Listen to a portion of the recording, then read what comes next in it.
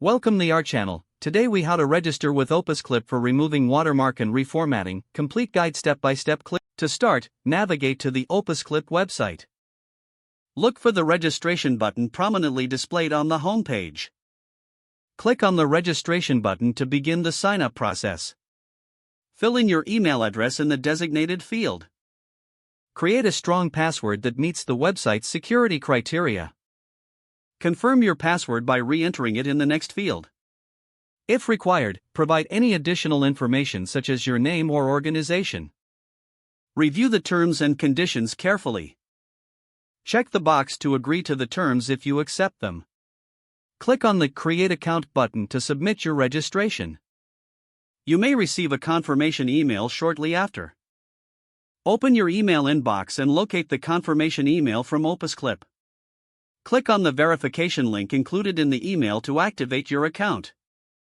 Return to the Opus Clip website after confirming your email. Log in using the email and password you just created. Once logged in, navigate to the watermark removal section of the platform. Upload the video that has the watermark you wish to remove. Follow the instructions provided to proceed with watermark removal. Next, look for options to reformat your video.